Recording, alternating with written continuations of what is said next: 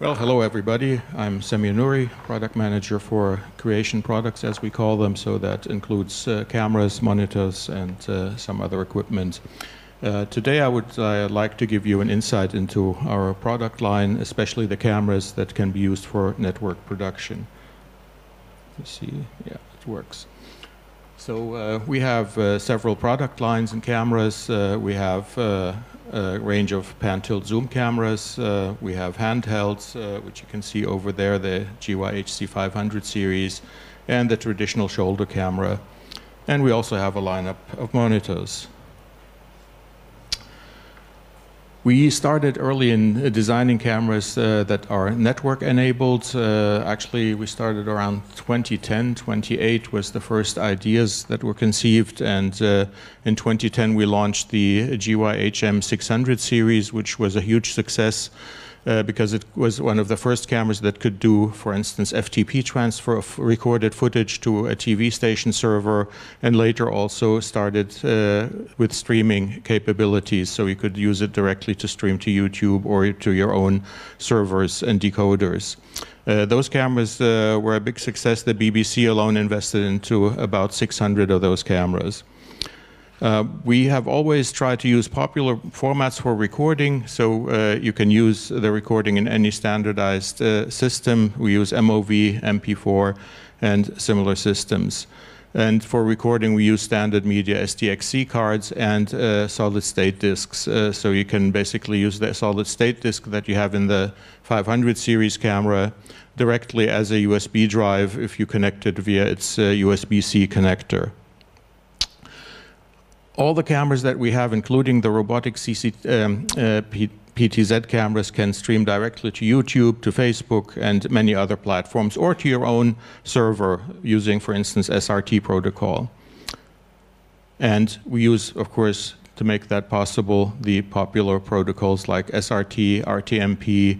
We also offer ZIXI for those of you who may want to use the ZIXI protocol, which is very error resilient.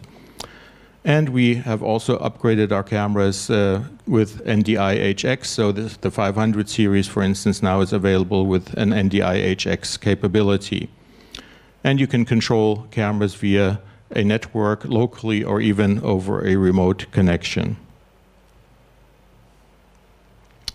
So the possibilities are endless. You can use the same camera for a studio production or an outside production, and you don't have to have different cameras for different purposes.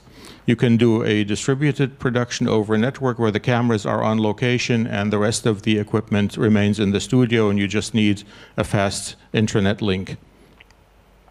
You can use the cameras for traditional acquisition, recording on SDXC card, for instance, and you can use the same camera to stream to the web.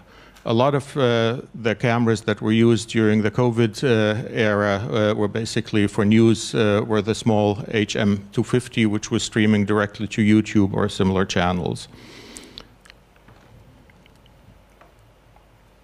So let's take a look at the PTZ cameras.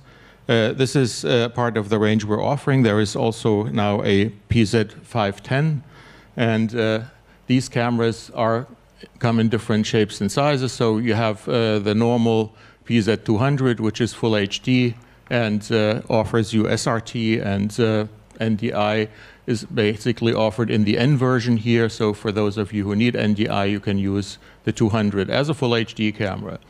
We also offer the 400N, which offers 4K resolution and also has NDI-HX built in. And all of the cameras you can see here have SRT. The PZ100 is our first and one of the older models. It has a 30 times zoom and offers also streaming to YouTube and Facebook like all the others, and has a 30 times zoom and SDI and HDMI concurrently. Some of the cameras we also offer the UVC function, USB video class, that's what it stands for. That means you can use those cameras as a webcam. You plug it into your PC via USB and it appears just like a normal web camera, but a web camera that you can control, you can pan, tilt, zoom, and that offers you SDI and HDMI at the same time as the web camera functionality. So you can use it with Skype or Teams or Zoom and at the same time have an SDI or HDMI output. So those are, again, the main features. This is applies for the PZ400 and the PZ510. Both are 4K cameras. The PZ400 is 30p, and the 510 is up to 60p. And you can use both to stream in NDI-HX and SRT. By the way, all the streaming protocols, as you will see in one of the next slides, are available at the same time, so you don't have to basically choose one of them. And you can also have 3G SDI or HDMI outputs. We offer encoding in H.264 or H.265, which is more efficient. And we also offer motion JPEG if needed. There are 2 streaming encoders in the cameras, as you will see in one of the next slides. And we have a special feature, which is multi-camera synchronization with VITC, vertical interval timecode, and NTP, network time protocol. So all the cameras have an NTP receiver, which can basically hook up to an internet time server, and that would give a synchronized time code that is embedded onto the output stream. And that way you can synchronize the cameras and have an accuracy of maybe plus minus 1 or 2 frames. If you have several cameras in the same remote location, you can still switch between them without having any jumping between camera perspective and angles. The current flagship camera is the PZ510, which offers you not only HDMI and SDI in 4K, with up to 60p, and streaming in SRT and NDI-HX. This camera also has some interesting tracking options. We just released a new firmware a few days ago, and this has a lot of new possibilities. So you have, of course, follow standard mode, which is a tracking mode that follows a single person. And you can basically decide whether that person should be tracked to be in the middle of the image or on the left or on the right. You can adjust where the head of the person should be in relation to the top of the image. And you have a lot of control over the parameters. Everything can be set up via the web interface. But we have more different tracking modes. For instance, we have the area mode. The area mode, you can set up to 4 areas. And when a person enters, let's say, area number 1, then the camera basically remains stationary within that area. If then the person moves on to area number 2, then the camera follows the person and remains stationary in area number 2. And the same applies for area number 3 and 4. If the person exits all the areas, the camera defaults and goes back to area number 1 and waits until a person appears. The areas, again, can be set up via the web interface. Then there is stage mode, where you have a scenario like here. There is a stage, I can move around, and of course you don't want the camera to follow when I exit the stage. So basically in stage mode you can set up a left and a right border, and then the camera will only follow the person within those 2 borders. On the other hand, you have wide area, which is more or less the opposite. You will have tracking outside a certain area, and within the area the camera will remain stationary. And this can also be set up via the web interface. This to give you an idea about the new tracking functionality of the cameras. They can all do that in the 510 with the new firmware. As I had mentioned in this slide, I would like to give you a little bit of insight into the interiors of the camera. So here you can see basically what the cameras are built up like inside. You have, of course, the front end, which has a 4K camera front end or a 2K, depending on what kind of camera we're talking about. And then, of course, that signal goes to an HDMI or SDI output. So this is always available. You have to make a choice between HDMI or SDI. Both are not available at the same time. And then the same signal also goes to 2 encoders. There is the main encoder, which is here shown in orange. That main encoder can encode up to the maximum resolution the camera can deliver. So in case of the 200 series, this would be full HD. In case of the 400 and 510, that would be UHD resolution. And the encoders deliver a signal that you can set up. You can decide which bit rate, what frame rate, what kind of encoding parameters you want to set up, and also the encoding scheme. You can use H.264, H.265, constant bit rate, or variable bit rate. And then the encoded signal goes to certain formatting software packages. So you can encode the same signal and format it to RTSP, to SRT, to RTMP or RTMPS, and to NDI. All of these formats are available concurrently, so you don't have to choose one of them. As you can see here in this image, if the camera has NDI, then you have 4 formats that are output at the same time. And of course, you have a network interface. All the network interfaces support power over Ethernet, so in an ideal scenario, you only need one cable to supply power to the camera, to control it, and to get the signal out of the camera. Now, for monitoring purposes, you also have a sub-encoder. The sub-encoder delivers a lower resolution and can encode to RTMP or RTMPS or to RTSP.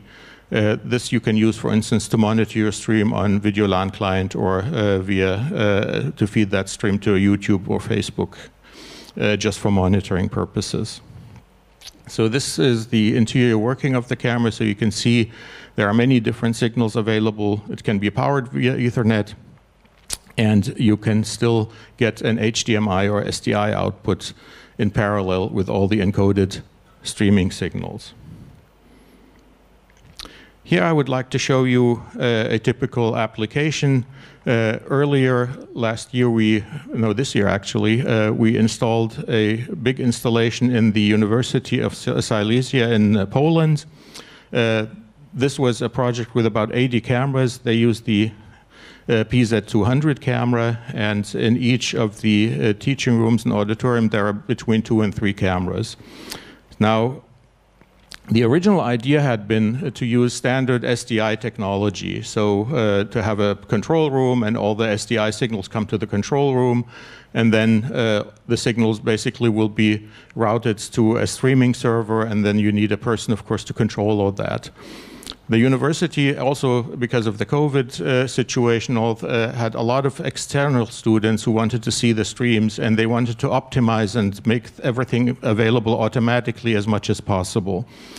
So they rethought their concept and ended up using a fully streaming and NDI-based scenario. Also because it saved them a lot of money with the installation, because with a networked environment, they only needed one single cable to power the camera, control it, and get the NDI signal from the camera to the stream. And in order to make things easy, I mean, you have to imagine there are professors of philosophy, mathematics, whatever. They don't want to bother with the technology and control, for instance, a software like vMix or something like that. So our partner in Poland basically hired an external company that made a very simple interface that you could use to control all the functionality. So this Abacus software basically allows the professor to give in key in a code. It's a 6-digit code for his lecture, so he doesn't mess up the lecture of somebody else. And then he can make a decision, okay, I want to record, yes, no, I want to stream, yes, no, I want to have external lecturers to join in, yes, no, and then he just has to press a button and the stream or the recording will start automatically. This is very, very easy. You can see that here in this lower part, the picture is not very nice, but this is basically have switches for all the functionalities, and then you can just hit the go button and this system will work by itself. So it's fully automated, you don't need a control room, and you don't need an extra operator to deal with this. And this is a typical installation in today's day and age of networked technology and streaming. Okay, let's move on to the next range of products, the connected cam range. Here we have, as I had mentioned earlier, many, many years experience in streaming and doing FTP over networks directly out of the camera. Basically, the idea emerged in 2010, and we made, whoops, wrong button.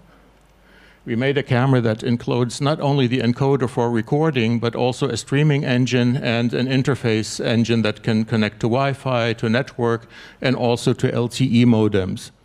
So basically, the camera itself is the whole streaming adapter, if you like. And this will give you the opportunity to send out video from anywhere where you have an LTE network, a mobile network.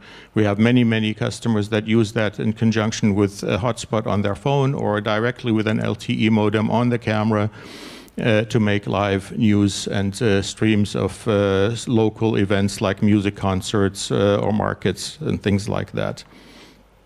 We use a robust error correction. The beginning, we had installed ZXI as a default in the camera, so all the cameras support ZXI. You need to have a ZXI decoder to decode that, and the decoding costs. So later we moved on and also installed SRT. SRT is open source and a free version of software that also allows you protection against bad quality networks. So if you have an internet connection that drops a lot of packets, both ZXI and SRT will avoid packets from getting lost and will recreate or retransmit those packets. So even under bad conditions, you can get a robust and stable communication between the camera and the studio. We also use adaptive bitrate, of course. If the internet connection drops the bitrate, then we can react. And you can see in the viewfinder the situation at all times if there is any trouble. So here, this is the HC500 series, typical camera with a 1-inch CMOS sensor. Sensitivity is f12 at 2000 lux. And this camera is capable of HDR. It has HLG and JLog. But you can use it, of course, with SMPTE 2020 or even ITU 709 color matrices. This camera can be available in two versions. There's one version which has built-in Wi-Fi and another version that doesn't have the built-in Wi-Fi, but that offers you via a USB host connection, the connection of external Wi-Fi adapters or LTE modems. And you can use this camera for streaming and recording at the same time. By the way, all these cameras have two encoders, so you can choose totally different bit rates and resolutions for your stream and your recording on the SD card. So it doesn't have to be the same signal. You can do different things on different modes. And what this camera also introduced was a return channel.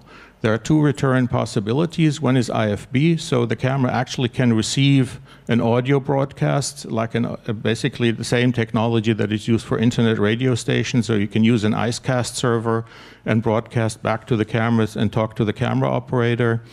And the other one is that it can receive, for instance, SRT streams up to 720p as a return video and audio signal. So you can not only send streams from the camera, but also to the camera. And in addition to all that, the camera has the capability to integrate a solid-state disk to record in very high-quality Apple ProRes. So if you want to use it in HLG to make a nice commercial production with very high quality, you can use the SSD and then take the SSD out of the camera, hook it up to your editing machine via USB-C, and you have direct access to the recorded footage.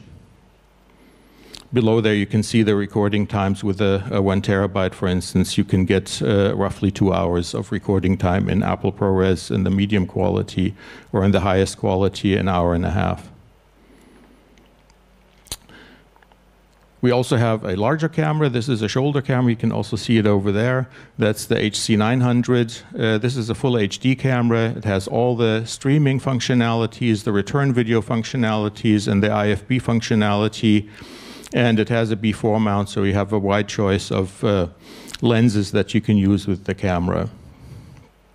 And it has some additional special features. For instance, you can use that with integrated audio receivers with a unislot, for instance, which is what you're seeing here. Oops. This is an audio receiver which is integrated in the camera. And you can have also a Wi-Fi direct antenna which will connect to a network. All these cameras, of course, have normal Ethernet. The Wi-Fi is just an add-on, and they all have USB hosts, so you can always connect some other device like an LTE modem. And here again, a summary of what the cameras can do. This is symbolic. I mean, the small HC500 can do the same. So you can send live video to the studio. You can also do auto FTP. Auto FTP means that when you record a clip and the clip is finished, then the camera will automatically send it to an FTP destination of your choice. This can be fully automated, so you can concentrate on your recording and the camera will work in the background and upload everything to your station. There is even a chunked FTP function which will basically do the same thing, but while you're recording. So while you're recording, it will divide up your recording into small chunks and then FTP them while you're actually in the process of recording. The two cameras can also receive return video, as I had explained, and IFB audio, and you can even remote control the cameras. So I've been, for instance, sitting in my German office controlling a camera that was in our UK office, just to give you an example. And of course, you can work with bonded solutions where you use more than one LTE card from different providers to have a higher bandwidth and a more resilient LTE network condition. And we actually used this camera here in the Czech Republic, here with the Czech TV sports channel in 2020 to do a field test with a bicycle race. And during this field test, we basically used LTE modems to relay almost a complete race using two motorcycles and showing the images on the TV in 1080p 50. In terms of remote production, we also have a larger project with Polsat. That's the second largest broadcaster in Poland. They specialize in sports and also religious broadcasts, and they wanted to have a system where they only send out the camera people to the location. And they work together with Polcom, which is a telecommunications company. And we made a system with the HC900 streaming directly to their studio. And in the studio, they use an editing device, StreamStar IPX, to receive the streams and also to control the cameras. This has been running for about 2 years now, and they're thinking of increasing this kind of scenario. So at the moment, they're working with about 20 of our cameras, and they're thinking about expanding this because it's easier and much more cost-effective to use this kind of scenario than sending out an OB van on location. As I had mentioned, we had here this field test with the Czech TV sports channel, and I would like to show you a video about that. Here you can see actually the guys on the motorcycle. One is holding the camera. Here's the OB van, and here's the inside, and this is how they basically transmitted the signal live of that bicycle race. You can see there on the camera the red network cable that is going to the back of the motorcycle where the modem was put in. Let me just leave the PowerPoint for a second and show you a couple of videos.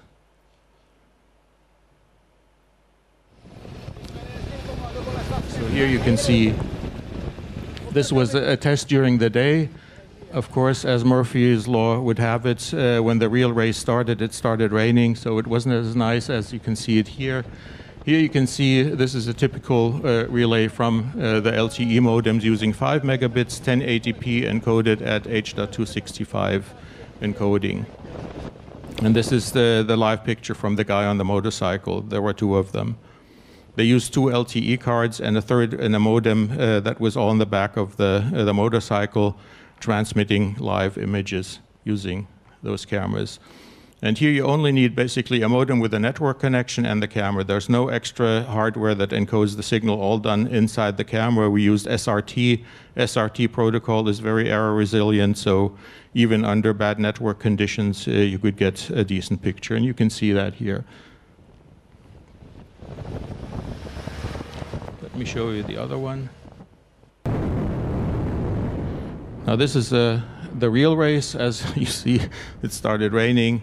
Despite the bad weather conditions, the cameras got wet. They still remained in good working order, no problem. And you can see here again, this is the typical live images we got during those field tests.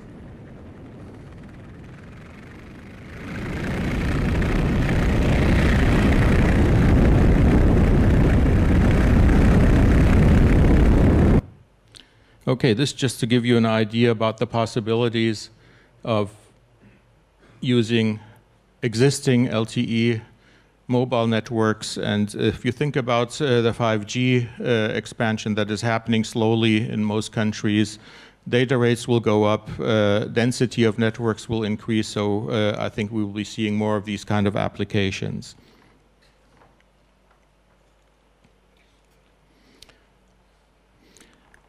As a last add-on for the HC500 series, we added NDI.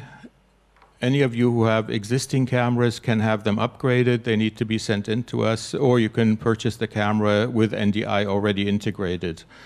And that way you can use the camera for recording and also as an NDI source within an environment here like a TriCast or similar.